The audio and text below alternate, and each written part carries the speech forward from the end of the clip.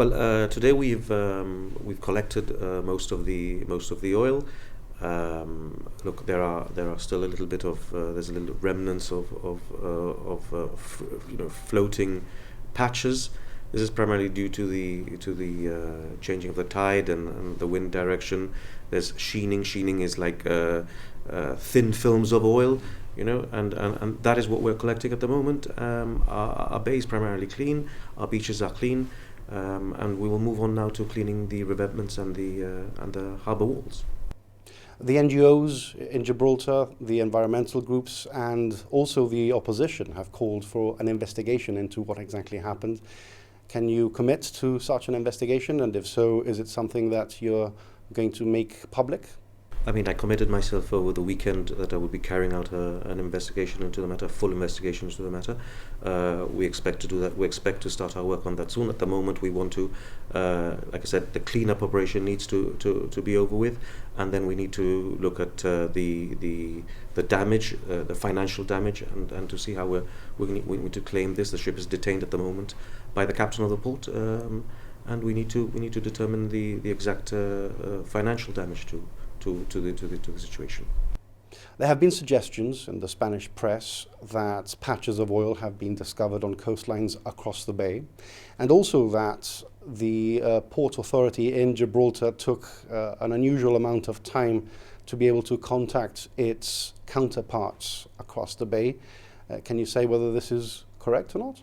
Look, when in a situation like this, the most important thing is to mitigate the situation, to assess, and then to assess to determine whether we need to actually inform our neighbouring authorities. No? When we managed to do this, because that's what needs to be done first. When we did that, then we contacted the captain of the port, contacted the captain of the port of Algeciras, and since then they've maintained cordial contact, and there's been full cooperation from both sides. Well, I was pretty heartbroken. It's very sad. We haven't had an oil spill of this nature, I think, for about 9 years. And in fact, the area of the harbour had recovered so well from pollution in the past. It was becoming one of our richer wildlife sites, not just from the point of view of invertebrates on the shore, fish, but herons wintering, cormorants wintering, and otter hanging about for a number of months within the harbour, which is something we've never had in Gibraltar before. The impact of oil is particularly long-lasting when it comes to shore and gets into rocks and revetments. It can result in the death of the invertebrates, crabs, limpets, barnacles that live in that area, anemones and so on. And obviously that cascades through the ecological system. So it is sad, it is disappointing. A lot of work has gone into cleaning up, but the effects will be felt for months and more as the system regenerates. Are these perhaps the consequences of an economy which relies so much on bunkering? Of course, accidents do happen, but they're more likely to happen sooner rather than later if there's so much activity.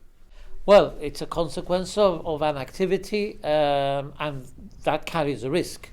The fact that we haven't had any similar incident for 9 years, despite the number of processes that there are in that period, means that the risk has been pretty low. But when it happens, it happens. I think it would be realistic for us to say that we could suddenly stop the bunkering business, nor do we want to do so. But certainly there have to be lessons learnt, and we have to ensure that the procedures are followed, not just by the authorities, but in particular by the users. And I think lessons will have been learnt, and we have some more learning to do, absolutely.